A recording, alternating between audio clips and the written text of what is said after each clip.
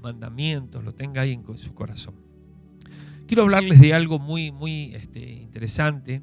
Yo hace unos meses atrás había hablado sobre el capítulo 12 de Hebreos, sobre este capítulo, sobre un tema que dice ahora nosotros. Creo que lo había titulado así el mensaje, porque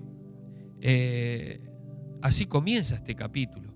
Después de relatar la historia de todo el pueblo de Israel, y hablé de lo que tenemos, pero quisiera hablar sobre esto y darle un enfoque diferente, amén, porque es un texto muy rico, muy lindo, que tiene promesas muy fuertes para nosotros, amén, y que tiene mucha advertencia para que usted y yo no volvamos atrás. Sabe que este libro fue escrito a los hebreos, y ellos, generalmente el pueblo hebreo, tenía este pensamiento siempre de ellos siempre ante la menor problema, ante la menor dificultad, las luchas que venían, o cuando sus enemigos se levantaban, ellos muchas veces volvían atrás. Y ellos se le había hecho costumbre, siempre que el problema, la dificultad los agobiaba, ellos recordaban el pasado, ¿no? Entonces, esta palabra habla mucho de no volver atrás. Esta palabra, todo este libro de Hebreos, habla y es una advertencia permanente a no caer, a no decaer, y por eso relata mucho la historia, pero después la advertencia se hace presente y actual para nosotros ahora.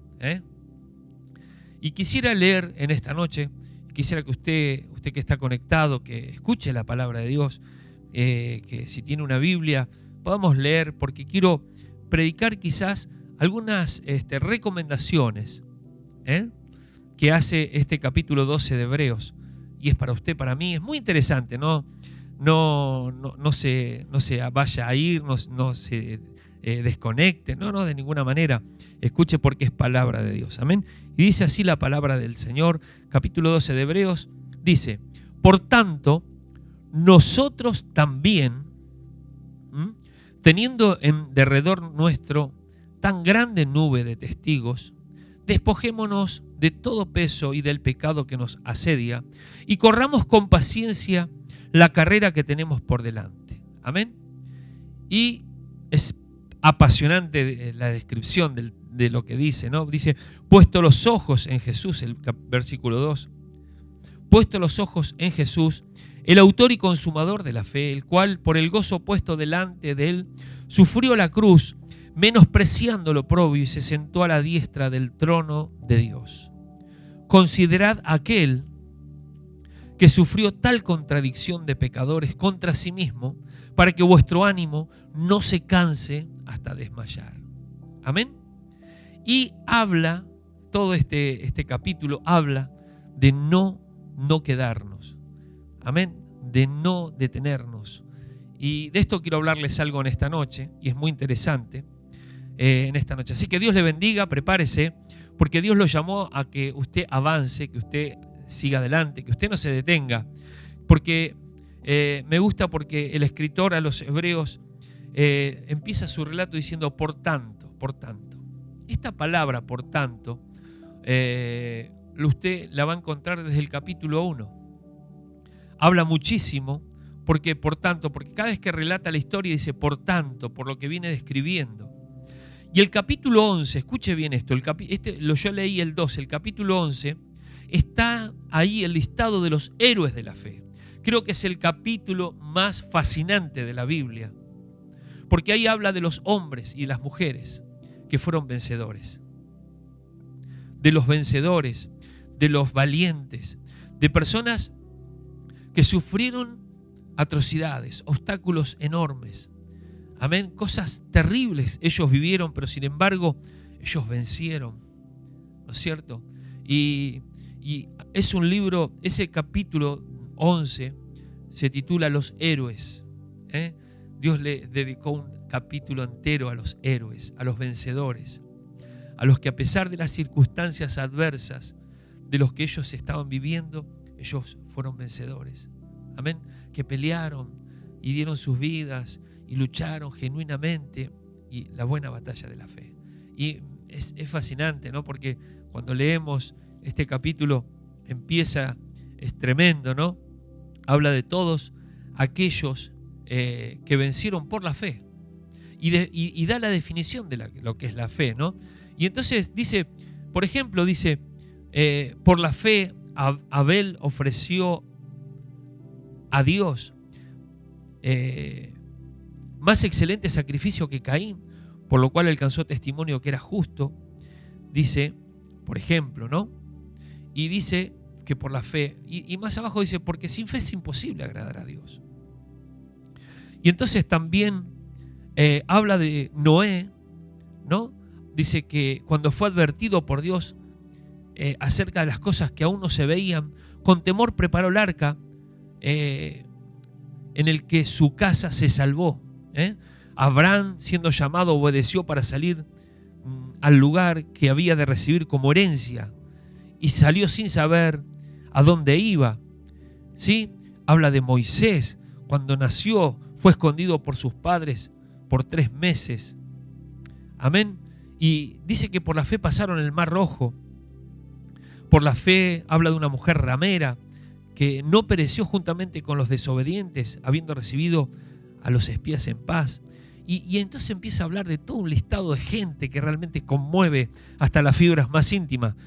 Dice de Gedeón y de Barak, de Sansón, de Jefté, de David, así como de Samuel, de los profetas, que conquistaron reinos, hicieron justicia, alcanzaron promesas, taparon boca de leones, apagaron fuegos impetuosos, evitaron filo de espada, sacaron fuerzas de la debilidad. Tremendo. Se hicieron fuertes en batallas. Y usted lo lee y sigue leyendo y te emociona realmente. Y después que el escritor habla, creo que Dios, cuando habla de estos hombres y estas mujeres, yo creo que el Señor se pone de pie porque fueron hombres y mujeres que realmente son dignos de ser mencionados, ¿no?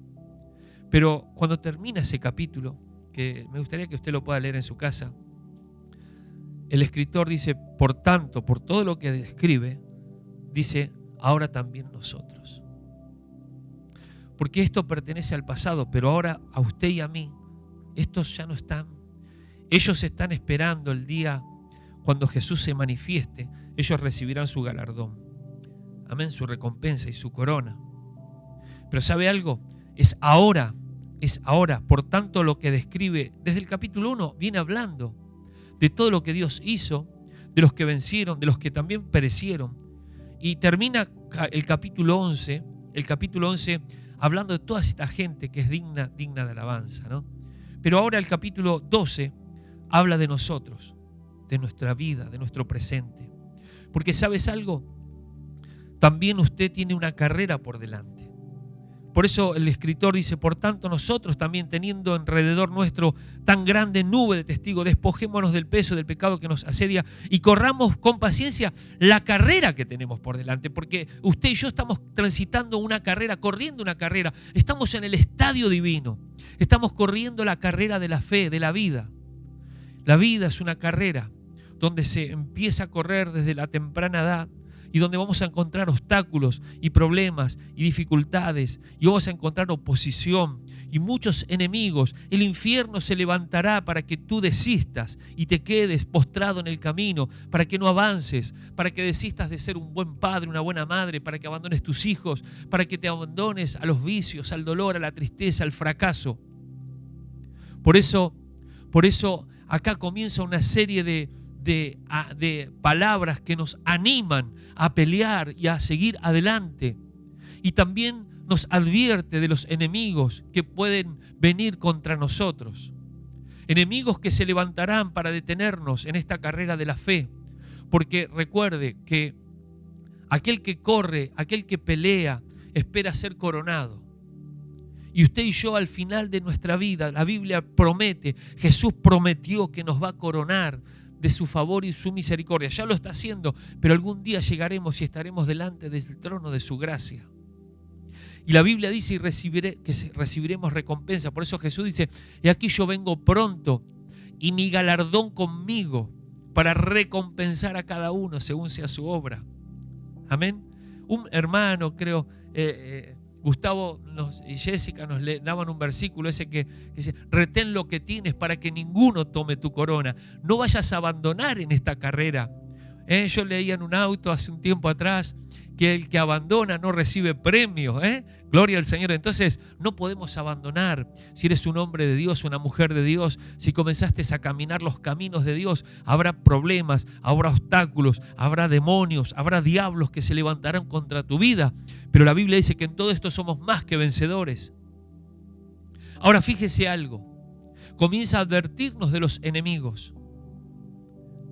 ¿Sí?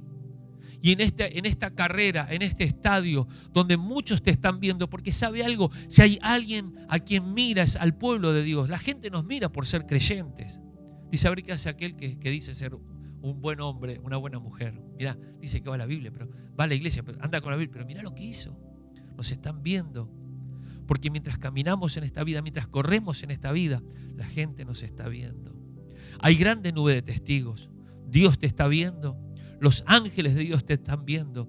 El diablo te está viendo. Los demonios te están viendo. Los vecinos, tu familia te está mirando. ¿Cómo actuamos? ¿Qué hacemos? Tu esposa te está mirando. Tu esposo te está viendo. Tus hijos te están viendo. Porque ¿sabes algo? Como pueblo de Dios, como padres, como gente de Dios, somos un referente. Porque estamos ministrando y hablando justicia. Y si hay algo que se hace, se predica con el testimonio. Por eso dice: teniendo grande tan nube de testigos, despojémonos. Y comienza a decir lo que te detiene. Lo primero que te detiene es el pecado. El pecado destruye. Destruye tus sueños, tus esperanzas. El pecado destruye tu familia, tu matrimonio, tu esposa, tu esposo, tus hijos, tus sueños, tus anhelos. Y lo que me gusta es una palabra tan linda, tan rica, ¿no? Dice: corramos con paciencia la carrera que tenemos por delante. ¿No es cierto? Dice: despojémonos de todo peso y del pecado que nos asedia. El asedio es como una persecución. El asedio es como algo que se le ponía antiguamente a la gente que estaba en la guerra, se la asediaba, era como una opresión. Y sabes, hay una opresión para que hagas lo malo permanentemente, que hagas lo malo, ¿no? Ese pecado que nos asedia, que nos persigue para hacerlo. Porque mire, aparentemente está bueno el pecado. Hay cosas que parecen son buenas, pero su final, el Señor lo promete, trae dolor y trae consecuencias gravísimas. Y no quiero hablar mucho de esto. Dice: corramos con paciencia la carrera que tenemos por delante, puesto los ojos en Jesús. ¿Qué significa esto? Que nosotros tenemos un ejemplo, a alguien que nos da un ejemplo inspirador a seguir, que es Jesús. Cuando la Biblia dice puesto los ojos en Él, es que nosotros lo tengamos, que lo veamos a Él como nuestro ejemplo. Él es nuestro ejemplo a seguir. Si miramos la gente se va a equivocar, pero cuando lo miramos a Jesús, Él es nuestro ejemplo perfecto.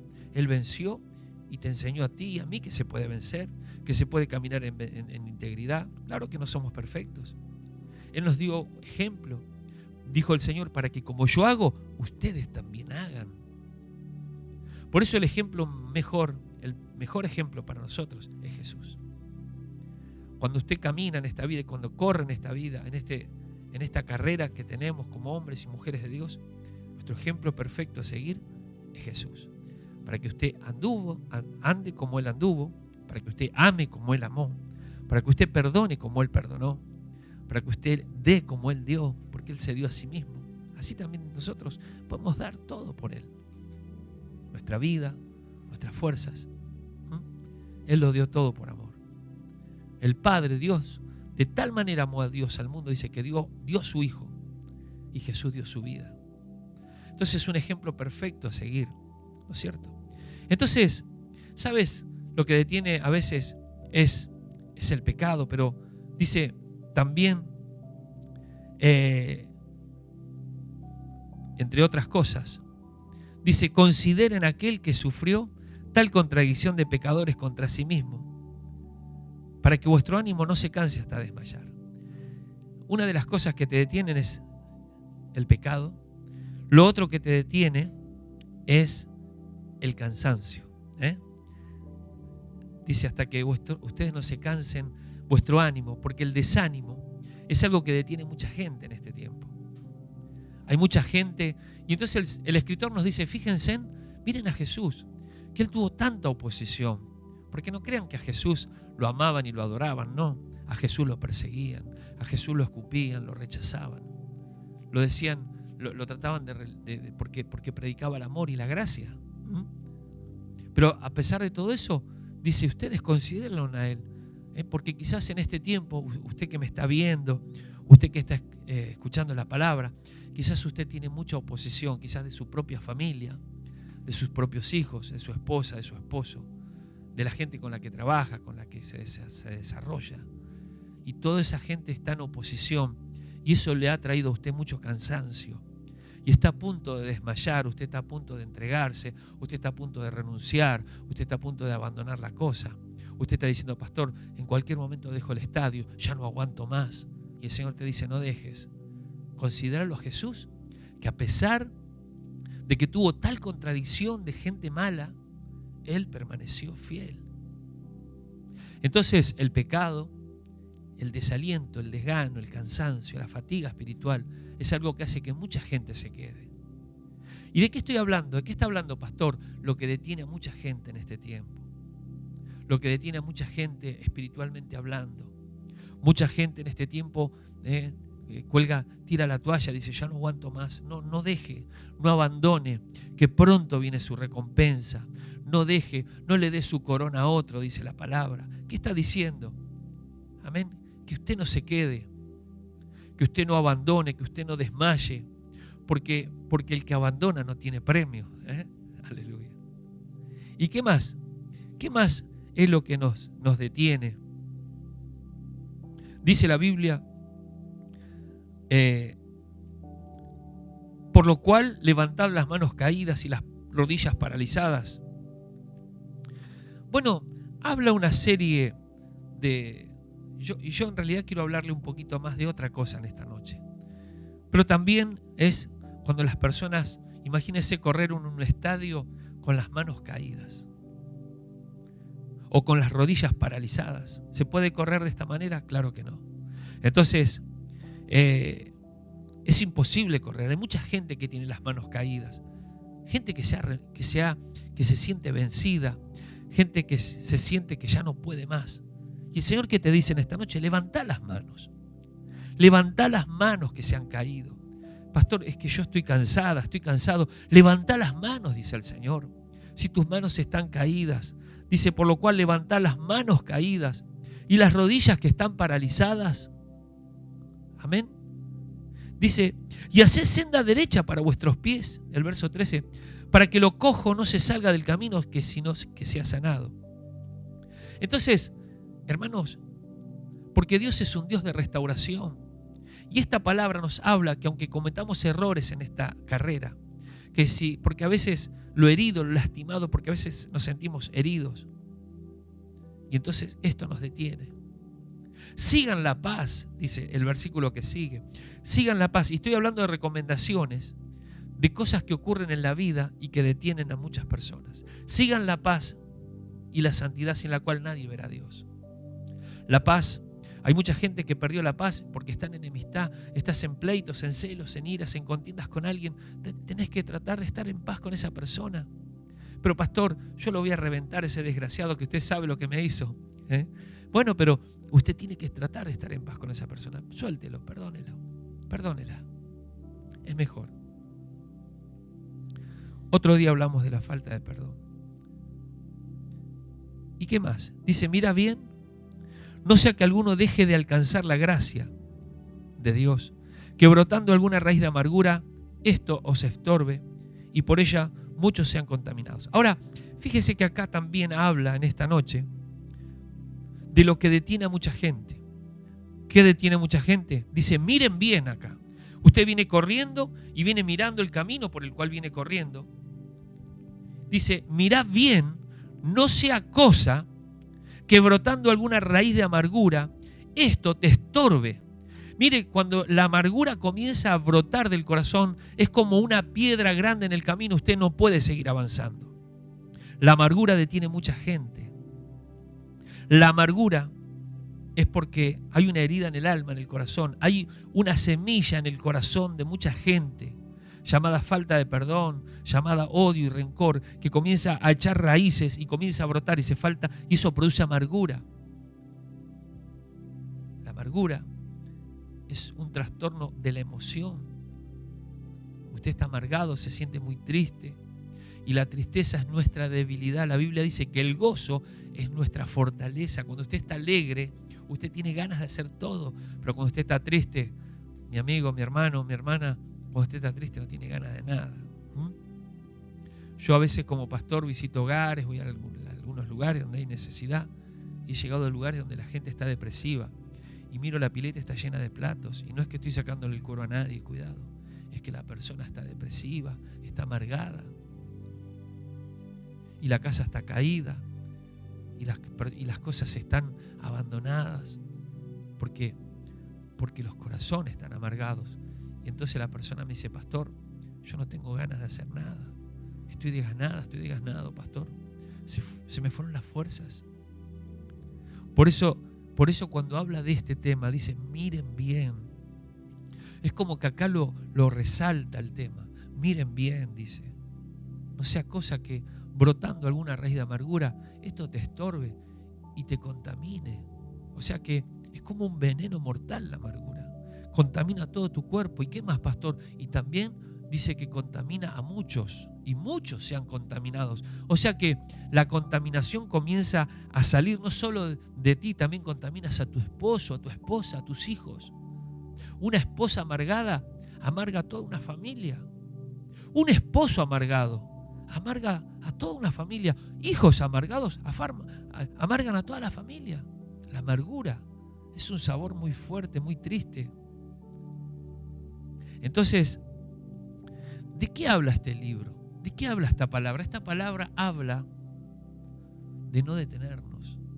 No es la voluntad de Dios que te detengas. Dice la Biblia: levanten las manos caídas y las rodillas paralizadas, para que lo que está enfermo, lo que está defectuoso, lo que está herido, lastimado, dice, sea sanado, porque Dios es un Dios de restauración. Ahora, ¿cómo llego yo a la restauración? Quizás usted está en pecado. Nadie se rasgue la vestidura. Hay mucha gente que me está viendo que por ahí practica muchos pecados. Yo no estoy para acusarlo acá, estoy para ayudarlo. Quizás hay muchas personas que hoy están a punto de desmayar. ¿Por qué? Porque han sufrido mucho y ese sufrimiento te lleva hoy a querer desmayar porque hay mucha contradicción. Por ahí tu esposo te vive contradiciendo, mujer, o usted, varón, que me está viendo, por ahí su esposa lo vive amargando a usted y por haciéndole la contra. Y usted dice: en cualquier momento me desmayo, abandono todo. Quizás usted tiene las manos caídas, las rodillas paralizadas, quizás usted no tiene paz, o quizás usted está muy amargado y esto es Y entonces, ¿cómo me restauro? Lo detectamos el problema. Es el problema de muchísima gente hoy. En medio de estas recomendaciones que el escritor nos habla aquí de la disciplina. Amén. O sea, en medio de la prevención, porque dice: ahora nosotros, teniendo alrededor grande, empieza, ¿no? Ahora nos toca a nosotros. Miren bien, dice el escritor. Miren bien. Y comienza a darnos recomendaciones. Pero si a alguien le afectó todo esto, toda la serie de problemas que puedan detenerte como hombre y como mujer de Dios, quizás te dice: pastor, esa soy yo, ese soy yo. Bueno, ¿qué hacemos, pastor? ¿Qué hacemos? ¿Cómo hago para solucionar el problema? Bueno, mire qué dice. Porque en medio de esta enseñanza que da el escritor, que es para usted y para mí, porque dice: ahora nosotros, es para nosotros. Y esto me incluye a mí y a usted. Mire qué dice. Y de esto quiero hablarles unos minutos más que me quedan. Sí, gracias a Dios que me quedan unos minutos más. Dice: y habéis, verso 5 dice así: y habéis ya olvidado la exhortación que como a hijos se os dirige diciendo: hijo mío, no menosprecies la disciplina del Señor, ni desmayes cuando eres reprendido por Él, porque el Señor al que ama, disciplina. O sea, y cuando escuchamos la palabra disciplina, muchas veces pensamos que es, no quiero saber nada, ¿qué es la disciplina? Pero ¿por qué Dios nos disciplina? ¿Por qué el Señor quiere que pasemos por el proceso de la disciplina? Cuando hemos caído, cuando las manos cayeron, cuando las rodillas se paralizaron, cuando el pecado nos gobierna, o cuando estamos a punto de desmayar, o cuando la amargura te envuelve, necesitas disciplina. Y no es castigo, porque ¿qué significa disciplina? Escuche, tenemos un ángel acá que canta. Dice así, dice, se lo voy a leer para que quede un concepto bien claro, ¿sí? Se aplica primeramente al proceso de instrucción y corrección que Dios utiliza para con su pueblo o para con una persona. Amén. Entonces, es un proceso de instrucción. Necesitamos ser instruidos.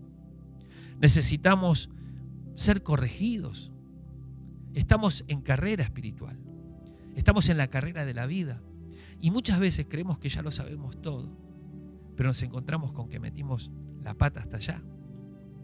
Entonces usted necesita ser corregido y usted necesita ser instruido, usted necesita ser disciplinado. Porque, a ver, ¿por qué compara esto a una carrera? Si una persona, a ver, quiero que lo entienda por favor, una persona que tiene una carrera de 42 kilómetros por delante y está sin correr, no corre, nunca camina, nunca hace nada y entra al estadio y quiere correr 42 kilómetros, lo primero que va a ocurrir es que a los 100 metros caiga sin aire y necesita atención médica. Por eso esa persona necesita pasar por un proceso de disciplina, de preparación. Y nadie nos enseñó a veces, yo sé que hay gente que me está viendo, nadie nos enseñó a ser buenos padres, buenas madres. Nadie nos enseñó a cómo educar a nuestros hijos. Aprendimos cosas a las que te criaste. Necesitamos ser instruidos. Fuimos al colegio, algunos fuimos a la secundaria, pocos fuimos a la facultad, pocos fuimos instruidos y muchas veces tomamos ejemplo de nuestros propios padres que se equivocaron y los viejos, quizás muchos venimos de hogares separados, divorciados. Tuvimos malas vidas, aprendimos mal, no hubo una buena instrucción, por eso hay tanto dolor, por eso hay tanta gente que hoy usted la ve al costado del camino, por eso hay tanta gente, porque hay gente que no acepta la disciplina, no acepta ser instruido, no acepta ser corregido. Mucha gente va a la iglesia, pero cuando escucha un poquito la corrección ya no le gusta. Amén. Y es bueno, es lindo, porque a veces nos gusta escuchar lo que nos gusta escuchar. Hay una palabra de Dios en Proverbio que dice esto. Dice, corrige al sabio. Escuche. Corrige al sabio y te va a amar. Corrige al necio y te va a aborrecer. La persona que es sabia está dispuesta al cambio. El necio, cuando vos le decís, mira, a la luz de la palabra, porque yo no le vengo a aconsejar a usted humanamente, le vengo a dar un consejo bíblico de lo que Dios dice, y hay una diferencia. Cuando el hombre de Dios lo corrige a usted hermana, a usted mi hermano, a usted varón que está aquí quizás mirando por primera, segunda vez, y lo corrige a la luz de la palabra, si usted es un hombre sabio, usted va a recibir la corrección y va a estar dispuesto al cambio, porque eso es disciplina, instrucción, corrección. Necesitamos reencauzarnos en el buen camino, en el estadio. Muchas veces el necio, cuando vos le decís, Dios dice que esto no se hace, se enojan y algunos te quieren vocear. Hay muchos que ya no te aman y hay muchos que ya no te saludan. Hay muchos que dicen, me voy de la iglesia, me voy allá porque allá el pastor nunca me dijo nada. Se ve que es buen pastor, no es buen padre. Y mire qué dice acá, escuche esto, es maravilloso. Dice, si soportáis la disciplina, o sea, la instrucción, la corrección, porque la necesitamos, mi amigo. Si soportáis la disciplina, Dios os trata como a hijos. Porque ¿qué hijo es aquel a quien el padre no disciplina? O sea, la palabra de Dios da por entendido que el buen padre disciplina a su hijo, lo corrige. Si usted es buen padre, usted lo va a corregir. Escuchaba una propaganda donde el que hablaba, el locutor, era un niñito que decía: si tu papá te grita, denuncialo. Esa es la nueva temática que hay ahora. Hermano, mi viejo, cuando yo cometía un error, usaba la psicovara, ¿vio? Embarazo era. Era otro tiempo.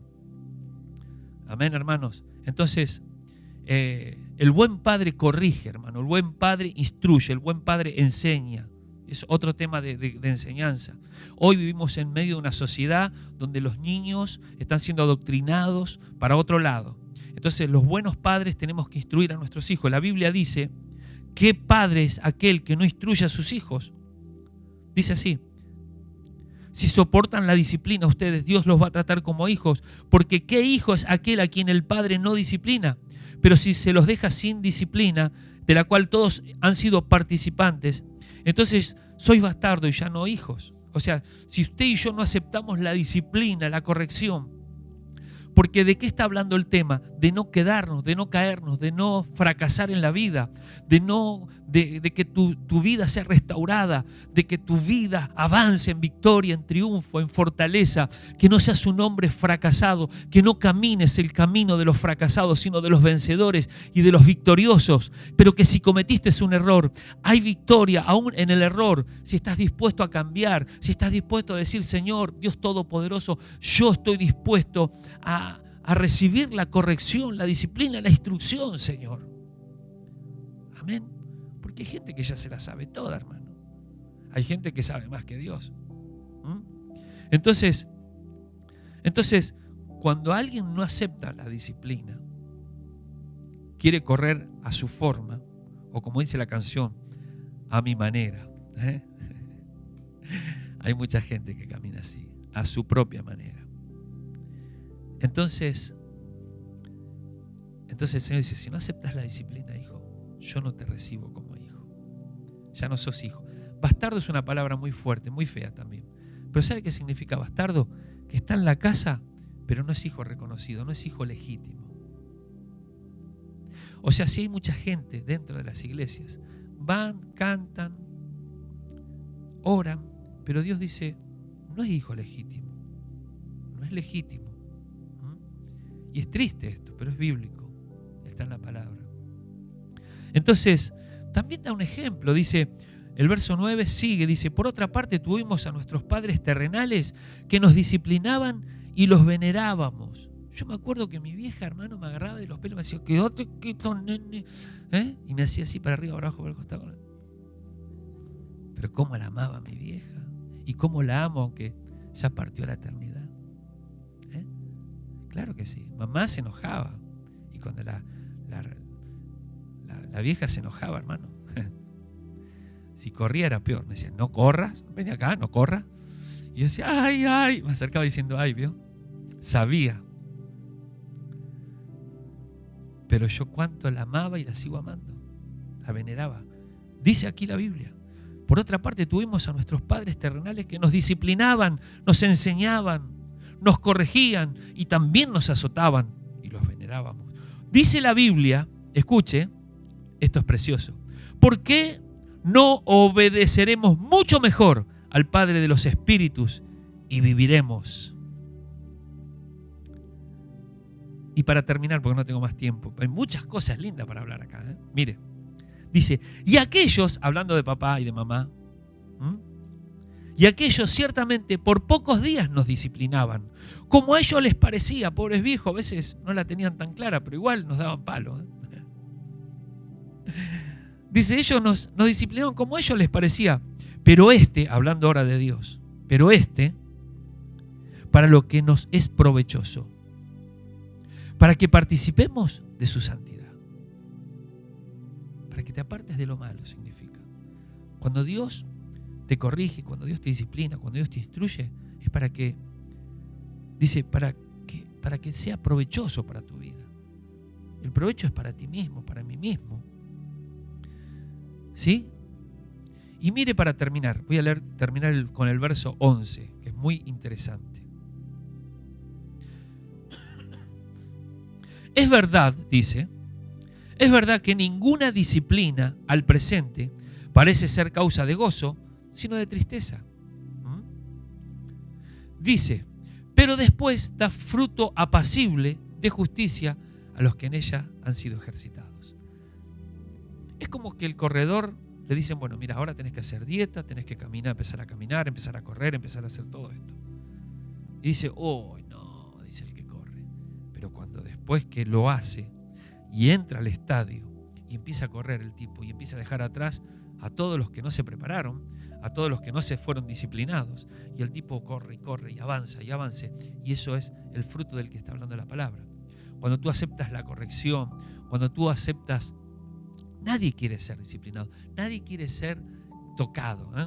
No nos gusta que nos digan las cosas. Pero cuando tú recibes la disciplina de Dios, el consejo, la enseñanza, después da fruto en tu vida, fruto apacible de justicia a los que en ella han sido ejercitados. Qué bueno que te hagas ese ejercicio en tu vida, que tu vida sea una vida ejercitada en lo espiritual, en lo sobrenatural, para que haya fruto. ¿Qué fruto, pastor? Que tenga frutos de amor, de paz, de fe, de templanza, de benignidad.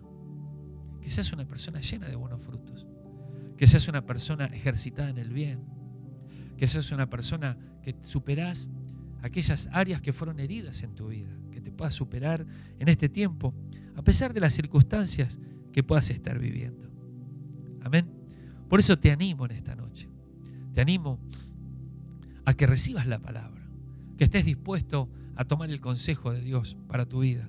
Para que camines en bendición y para que camines en victoria. Amén. Te bendigo en esta noche. Amén. Recuerde que ahora te toca a ti. Ahora a nosotros. Nosotros tenemos grande nube de testigos. Nos están viendo. Nos están mirando. Amén. Tienes por delante grandes desafíos. Dios puso delante de ti una corona. Dios puso delante de ti muchas bendiciones. No se las des a otro. No las pierdas. Dios quiere lo mejor para tu vida. Por eso en esta noche te voy a animar a que seas un hombre, una mujer de fe, que digas, tomo la palabra, la recibo.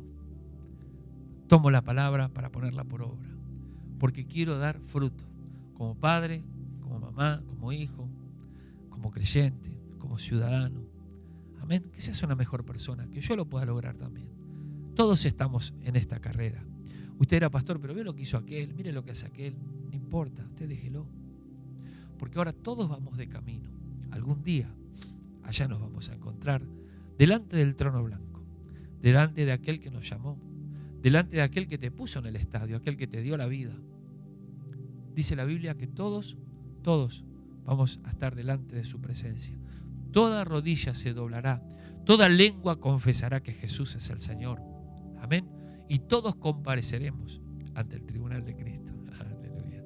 Que Dios nos ayude. Amén. Pero no olvide usted que esta palabra no es una palabra de condenación ni de exhortación siquiera. Es una palabra de restauración para que lo que está herido, para lo que está lastimado, no se salga del camino. Dios quiere que quedes en la carrera. Dios quiere que sigas en el estadio. Dios quiere que seas coronado de su gracia. Dios no quiere que te quedes. Y si te quedaste, esta noche es una noche de llamamiento. Dios quiere que vuelvas a caminar sus caminos. Amén. Dios te bendiga. Desde aquí te envío un fuerte abrazo. Amén. Y damos gracias al Altísimo porque hoy podemos estar en su presencia escuchando nada más ni nada menos algo precioso que es palabra del cielo. Amén. Así que vamos a orar en esta noche. Yo quiero hacer una oración por ustedes. Amén. Y quisiera que mi hija, por favor, pueda leer las necesidades que hay. Sí, Jessy, te escuchamos. Peticiones de YouTube.